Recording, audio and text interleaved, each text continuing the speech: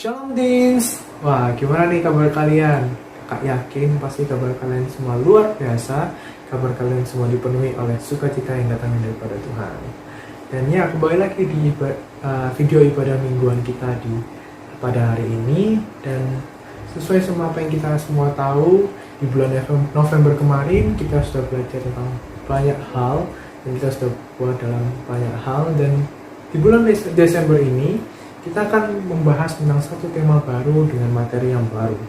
Dan juga Kak mau ingatkan, di bulan Desember ini adalah bulan yang sangat spesial karena di bulan Desember ini kita akan segera merayakan Natal. Dan untuk info-info tentang acara Natal di Teens, nanti kalian bisa tunggu aja info atau kabar dari SKL atau small group leader kalian masing-masing. Oke, kalau gitu kakak langsung mulai aja ibadah kita pada hari ini. Sebelum itu mari kita sama-sama berdoa supaya apa yang disampaikan nanti dapat tertanam dalam hati kita dan berbuah dalam kehidupan kita. Oke, mari kita sama-sama berdoa. Tuhan Yesus, terima kasih Tuhan, Kau telah memberkati kami, Kau telah melindungi kami ya Bapa.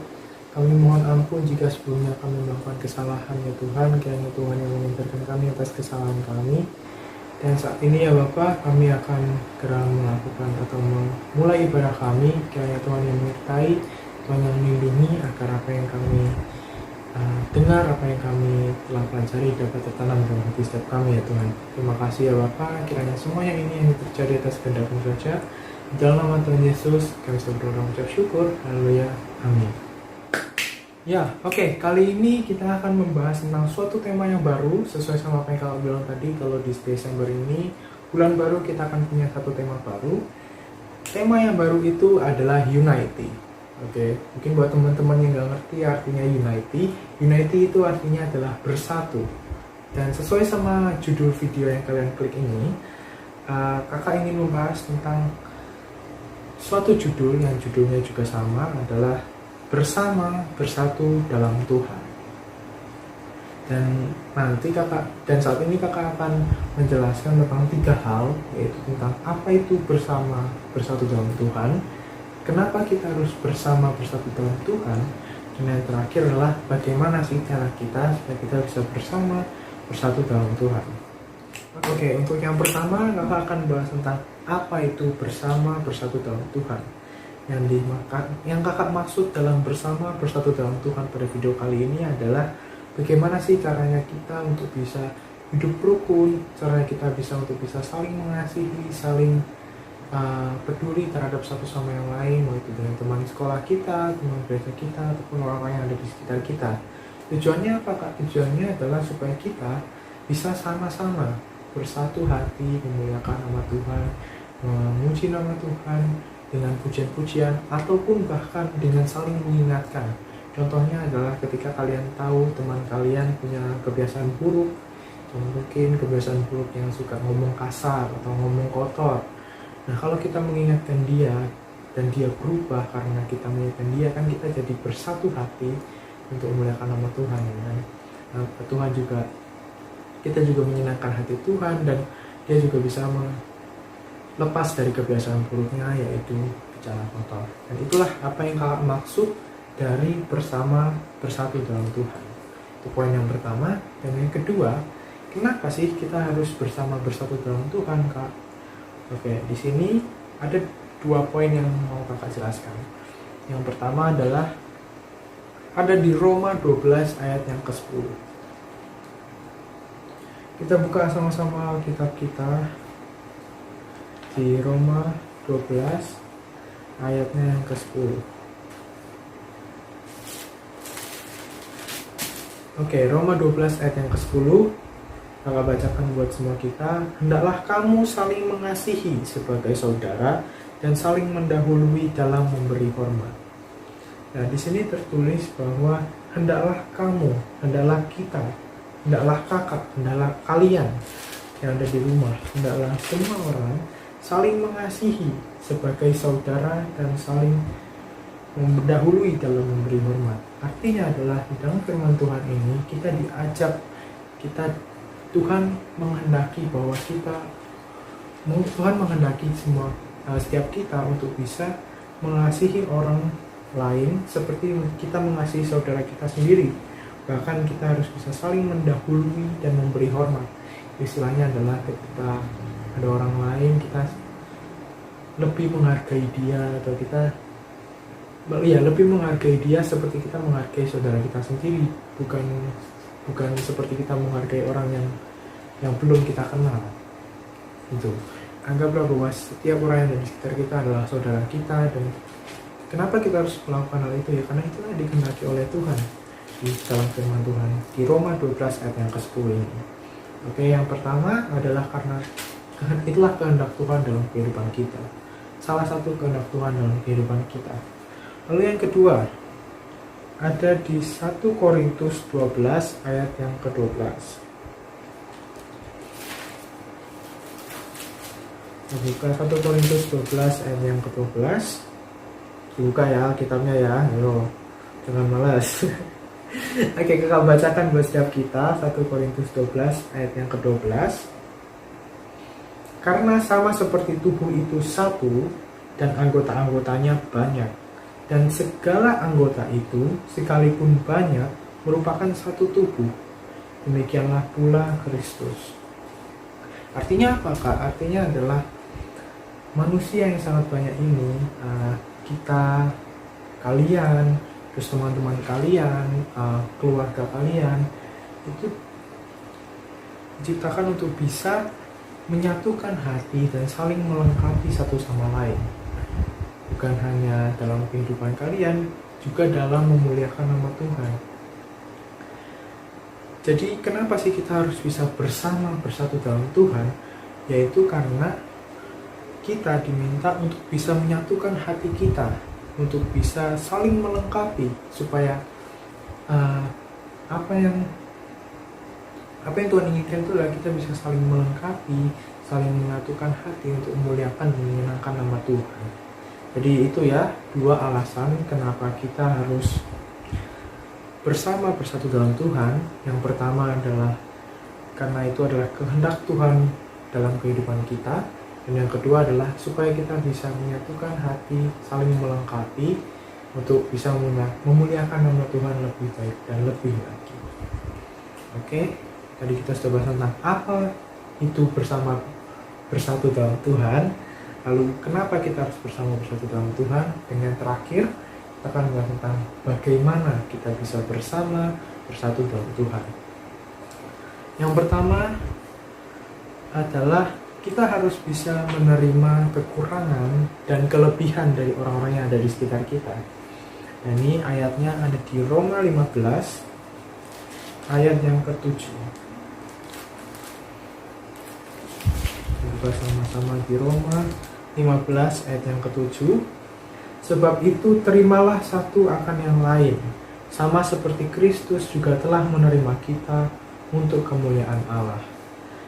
Dan di sini kakak mau mengajarkan bahwa apapun kekurangan teman kita, apapun kelebihan teman kita, harus bisa menerima mereka apa adanya. Karena kenapa kita harus bisa menerima mereka? Karena Tuhan sendiri pun sudah menerima dia sebagai anaknya. Dan siapa kita kok nggak mau menerima dia apa adanya, sesuai dengan kekurangan dan kelebihannya. Tuh. Oke, dan yang kedua, yang pertama tadi adalah tentang menerima kekurangan dan kelebihan dari setiap kita. Yang kedua adalah mau mengampuni, memaafkan, dan mengasihi kesalahan orang lain. Ayatnya ada di Kolose 3 ayat 13-14. Wah, hari ini banyak ya kayak firman Alkitabnya, ya banyak. Kolose 3 ayat 13-14, kakak bacain. Sabarlah kamu seorang terhadap yang lain, dan ampunilah seorang akan yang lain apabila seorang menaruh dendam terhadap yang lain. Sama seperti Tuhan telah mengampuni kamu, kamu perbuat jugalah demikian. Dan di atas semuanya itu, kenakanlah kasih sebagai pengikat yang mempersatukan dan menyempurnakan. Oke, di sini cukup jelas ya kenapa kita harus bisa mengampuni, memaafkan, dan mengasihi. Oke, kakak akan jelasin untuk mengampuni kita harus bisa mengampuni dan memaafkan dan mengasihi. Artinya apa Kak? Artinya adalah kita nggak cuma ngomong kalau kita sudah maafin orang lain. Misalkan ada teman kalian yang buat salah sama kalian, terus teman kalian tuh bilang, aku minta maaf ya, aku ngelakuin ini. Terus kalian bilang, oh iya nggak apa-apa, aku maafin kamu kok. Itu mengampuni. Tapi kalau kalian mau memaafkan teman kalian itu, kalian artinya adalah melupakan apa kesalahan dari teman kalian itu. Jadi kalian gak akan ngungkit-ngungkit lagi kalau misalkan dia buat kesalahan yang sama. Dan bagaimana dengan mengasihi Kak? Mengasihi itu artinya adalah setelah kalian melupakan kesalahan teman kalian, kalian nggak mau ngungkit-ngungkit lagi kesalahan kalian. Kalian sudah menutupi kesalahan teman kalian dengan kasih dan stop di situ. Aku sudah maafin kamu, nggak apa-apa, kita baikan lagi gitu. Dan itu ada di Kolose 3 ayat yang 13 sampai 14. Tadi pertama, bagaimana kita bisa bersatu dalam Tuhan adalah menerima kekurangan dan kelebihan setiap kita. Terus yang kedua, mau mengampuni dan memaafkan. Dan yang terakhir adalah mengasihi saudara, mengasihi teman kita, atau mengasihi setiap kita seperti saudara kita sendiri, dan peduli terhadap mereka. Di sini ada ayatnya sama seperti ayat yang di awal, yaitu ada di Roma 12 ayatnya yang ke-10. Roma 12 ayat yang ke-10, hendaklah kamu saling mengasihi sebagai saudara dan saling mendahului dalam memberi hormat. Oke, jadi kita harus bisa mengasihi sesama kita sebagai saudara. Kita harus bisa saling mengingatkan apabila ia ingin melakukan kesalahan atau hampir melakukan kesalahan atau dosa.